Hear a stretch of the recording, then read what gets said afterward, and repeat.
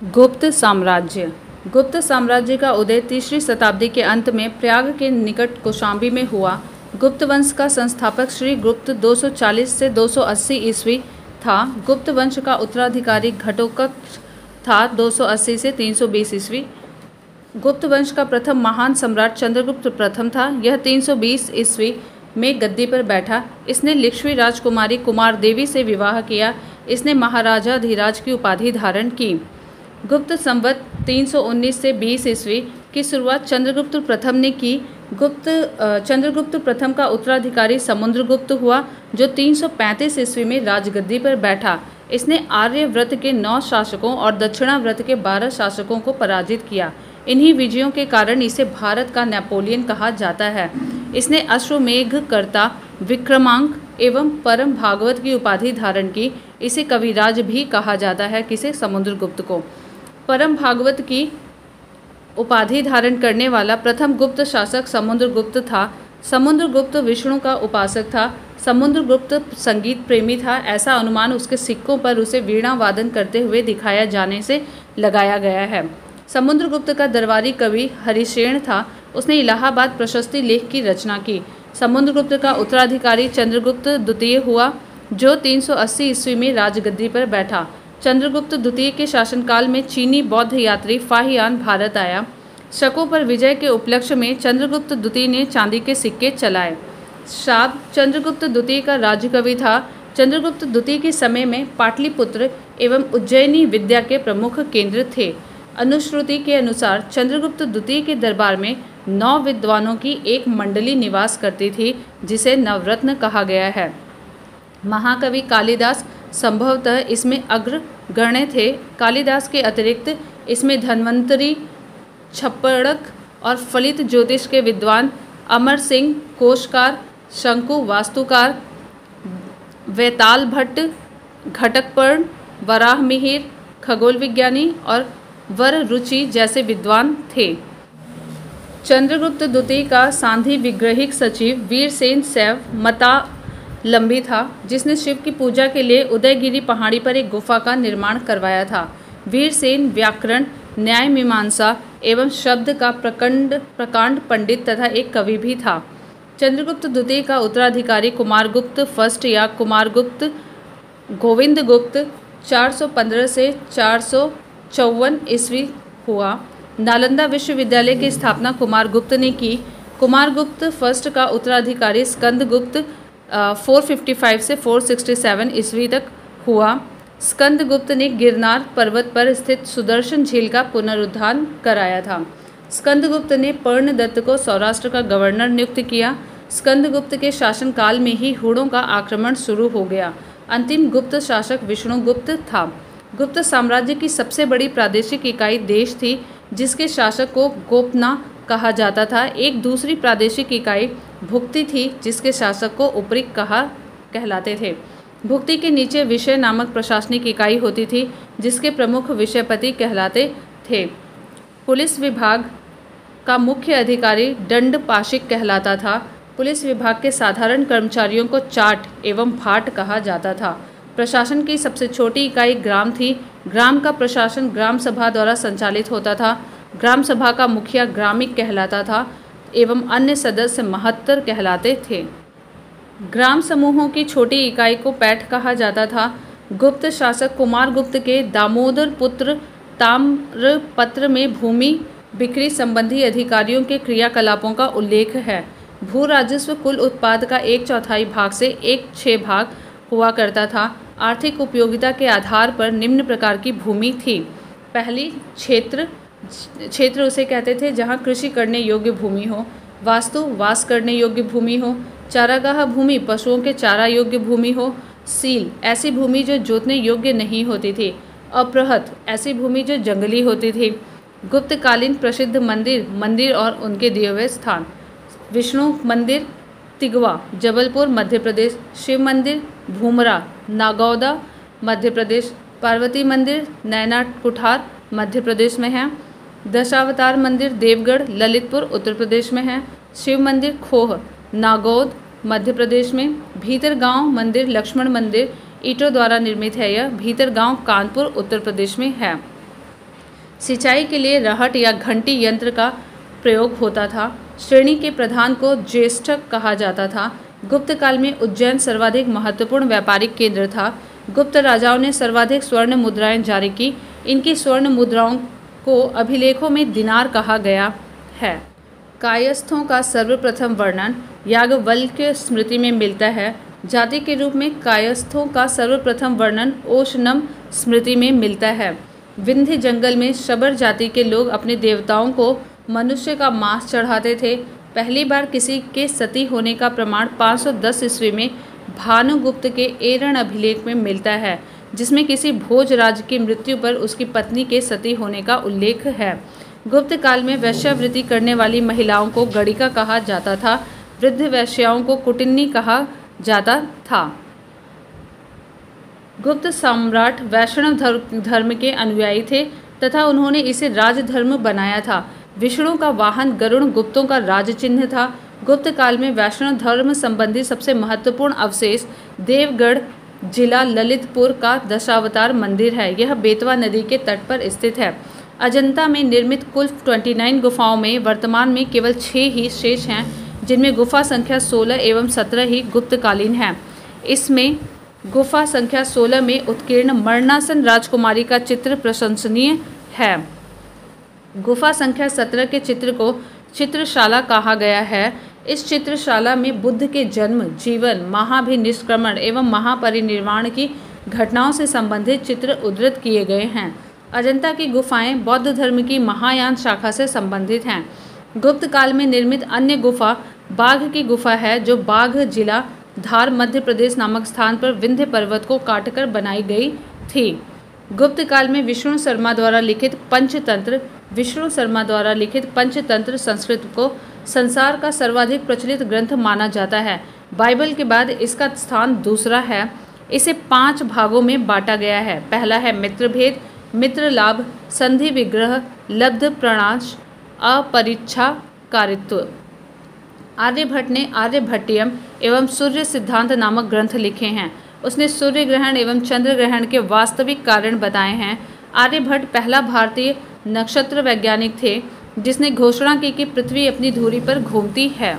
वराहमिहिर की पुस्तक वृहद संहिता में नक्षत्र विद्या, वनस्पति शास्त्र, प्राकृतिक इतिहास, भौतिक भूगोल के विषयों पर चर्चा की गई है।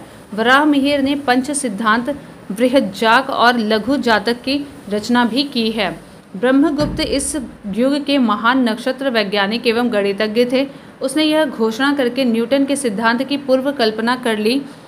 प्रकृति के एक नियम के अनुसार सभी वस्तुएं पृथ्वी पर गिरती हैं, क्योंकि पृथ्वी स्वभाव से ही सभी वस्तुओं को अपनी ओर आकर्षित करती है।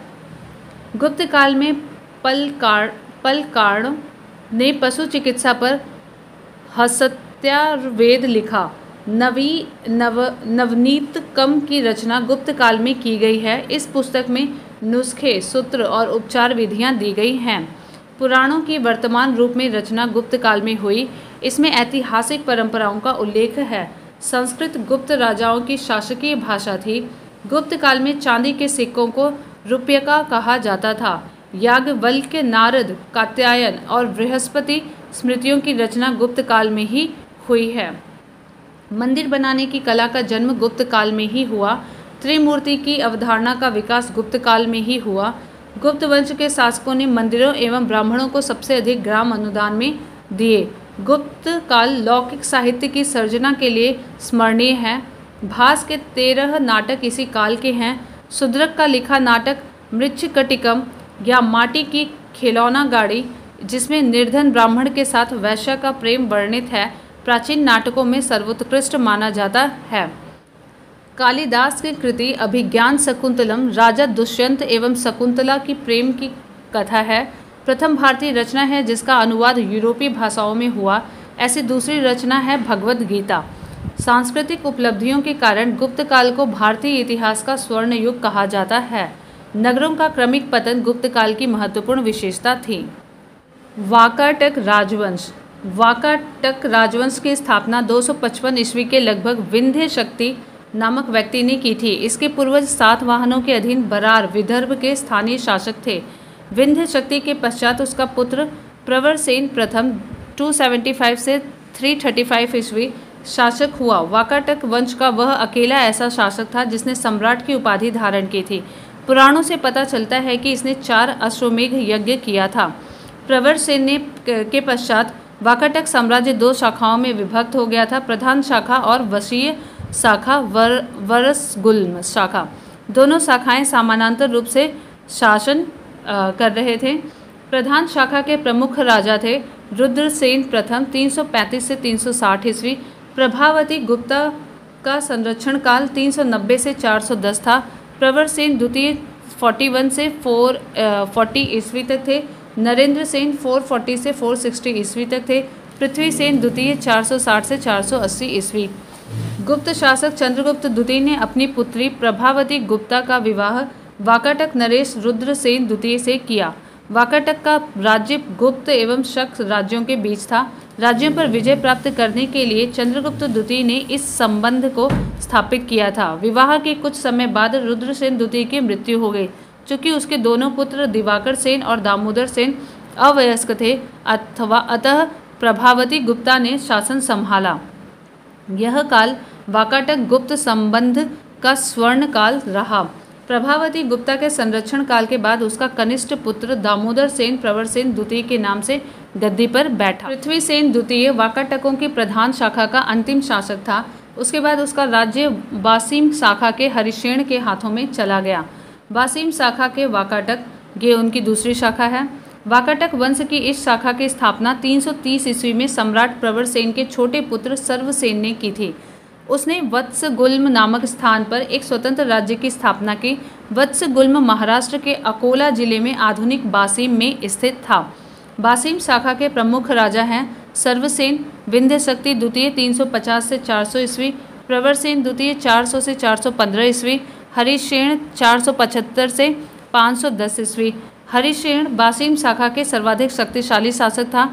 यह वाकाटक वंश का अंतिम ज्ञात शासक है। वाकाटक वंश के राजा प्रवर सेन द्वितीय ने मराठी प्राकृतिक काव्य सेतुबंध की रचना की तथा सर्वसेन ने हरि विजय नामक प्राकृतिक काव्य ग्रंथ लिखा था। वाकाटक प्रवर सेन द्वितीय ने मराठी प्राकृतिक काव्य है सेतुबंध की रचना की थी और सर्वसेन ने हरि विजय नामक प्राकृतिक काव्य ग्रंथ लिखा था। संस्कृत की वैदर्भी शैली का पूर्ण विकास वाकाटक नरेशों के दरबार में हुआ था।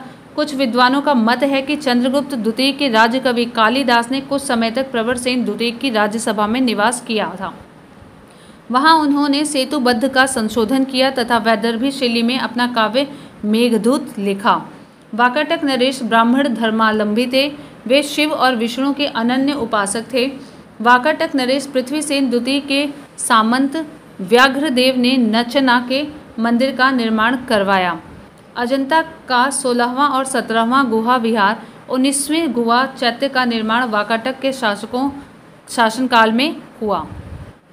पुष्यभूति वंश या वर्धन वंश। गुप्त वंश के पतन के बाद जिन नए राज्य वंशों का उद्भव हुआ उनमें मैत्रक, मौखरी, पुष्यभूति, परवर्ती गुप्त और गौड़ प्रमुख हैं। इन राजवंशों में पुष्यभूति वंश के शासकों ने सबसे विशाल साम्राज्य स्थापित किया। पुष्यभूति वंश के संस्थापक पुष्यभूति था। इसकी राजधानी थानेश्वर हरियाणा प्रांत के कुरुक्षेत्र जिले में स्थित वर्तमान थानेसर स्थान थी। प्रभाकर वर्धन इस वंश की स्वतंत्रता का जन्मदाता था तथा प्रथम प्रभावशाली शासक था जिसने परम भट्टारक और महाराजाधिराज जैसी सम्मानजनक उपाधियां धारण की। प्रभाकर वर्धन की पत्नी यशोमती से 2 पुत्र राज्यवर्धन और हर्षवर्धन तथा एक कन्या राजश्री उत्पन्न हुई। राजश्री का विवाह कन्नौज के मौखरी राजा ग्रह वर्मा के साथ हुआ। मालवा के शासक देवगुप्ता ने ग्रह वर्मा की हत्या कर दी और राजश्री को बंदी बनाकर कारागार में डाल दिया। राज्यवर्धन ने देवगुप्त को मार डाला, परंतु देवगुप्त के मित्र गौड़ नरेश शशांक ने धोखा देकर राज्यवर्धन की हत्या कर दी। शशांक शैव धर्म का अनुयायी था। उसने बोधि वृक्ष बोध गया को कटवा दिया। राज्यवर्धन की मृत्यु के बाद 606 ईस्वी में 16 वर्ष की अवस्था में हर्षवर्धन थानेश्वर की गद्दी पर बैठा। हर्ष को शिलादित्य के नाम से जाना जाता था। इसने परम भट्टारक नरेश की उपाधि धारण की थी। हर्ष ने शशांक को पराजित करके कन्नौज पर अधिकार कर लिया तथा उसे अपनी राजधानी बनाया। हर्ष और पुलकेशिन द्वितीय के बीच नर्मदा नदी के तट पर युद्ध हुआ, जिसमें हर्ष की पराजय हुई। चीनी यात्री ह्वेनसांग हर्षवर्धन के शासनकाल में भारत आया था। ये इंपॉर्टेंट है, इसे याद रखिएगा। ह्वेनसांग हर्षवर्धन के शासनकाल में भारत आया था। ह्वेनसांग को यात्रियों में राजकुमार, नीति का पंडित एवं वर्तमान शाक्य मुनि कहा जाता है। वह नालंदा विश्वविद्यालय में पढ़ने एवं बौद्ध ग्रंथ संग्रह करने के उद्देश्य से भारत आया था। हर्ष 641 ईस्वी में अपने दूत चीन भेजे तथा 643 ईस्वी एवं 645 ईस्वी में 2 चीनी दूत उसके दरबार में आए। हर्ष ने कश्मीर के शासक से बुद्ध के दंत अवशेष बलपूर्वक प्राप्त किए। हर्ष के पूर्वज भगवान शिव और सूर्य के अनन्य उपासक थे। प्रारंभ में हर्ष भी अपने कुल देवता शिव का परम भक्त था। चीनी यात्री ह्वेनसांग से मिलने के बाद उसने बौद्ध धर्म की महायान शाखा को राज्याश्रय प्रदान किया तथा वह पूर्ण बौद्ध बन गया। हर्ष के समय में नालंदा महाविहार महायान बौद्ध धर्म की शिक्षा का प्रधान केंद्र था। नालंदा महाविहार जो था वो महायान बौद्ध धर्म की शिक्षा का प्रधान केंद्र था। हर्ष के समय में प्रयाग में प्रति 5वें वर्ष एक समारोह आयोजित किया जाता था, जिसे महामोक्ष परिषद कहा जाता था। ह्वेनसांग स्वयं 6वें समारोह में सम्मिलित हुआ। बाणभट्ट हर्ष के दरबारी कवि थे। उन्होंने हर्षचरित एवं कादंबरी की रचना की। प्रियदर्शिका, रत्नावली तथा नागानंद नामक 3 संस्कृत नाटक ग्रंथों की रचना हर्ष ने की थी। कहा जाता है कि धावक नामक कवि ने हर्ष से पुरस्कार लेकर उसके नाम से ये तीनों नाटक लिख दिए। हर्ष को भारत का अंतिम हिंदू सम्राट कहा गया है। याद रखिएगा, हर्ष को भारत का अंतिम हिंदू सम्राट कहा गया है। ये पीसीएस का पूछा हुआ प्रश्न है। लेकिन वह न तो कट्टर हिंदू था और ना ही सारे देश का शासक ही था। हर्ष के अधीनस्थ शासक महाराज अथवा महासामंत कहे जाते थे। हर्ष के मंत्रिपरिषद के मंत्री को सचिव या अमात्य कहा जाता था। प्रशासन की सुविधा के लिए हर्ष का साम्राज्य कई प्रांतों में विभाजित था। प्रांत को भुक्ति कहा जाता था। प्रत्येक भुक्ति का शासक राजस्थानीय, उपरिक अथवा राष्ट्रीय कहलाता था। हर्षचरित में प्रांतीय शासक के लिए लोकपाल शब्द आया है। भुक्ति का विभाजन जिलों में हुआ था। जिले की संज्ञा थी विषय, जिसका प्रधान विषयपति होता था। विषय के अंतर्गत कई पाठक आधुनिक तहसील होते थे। पाठक मतलब आधुनिक तहसील होते थे विषय के अंतर्गत। ग्राम शासन की सबसे छोटी इकाई थी। ग्राम शासन का प्रधान ग्रामा छपटलिक कहा जाता था, जिसे हम कहेंगे ग्रामा छपटलिक। पुलिस कर्मियों को चाट या भाट कहा गया है। दंडपाशिक तथा दंडिक पुलिस विभाग के अधिकारी होते थे। हर्षचरित के अनुसार हर्ष की मंत्रिपरिषद, जिसमें कि भंडी प्रधान सचिव, सिंहनाद प्रधान सेनापति, कुंतल अश्वसेना का प्रधान, स्कंदगुप्त गज सेना का प्रमुख होता था। अश्वसेना के अधिकारियों को बृहदेश्वर, पैदल सेना के अधिकारियों को बलाधिकृत या महाबलाधिकृत कहा जाता था। हर्षचरित में सिंचाई के साधन के रूप में तुला यंत्र, जल पंप का उल्लेख मिलता है। हर्ष के समय मथुरा सूती वस्त्रों के निर्माण के लिए प्रसिद्ध था।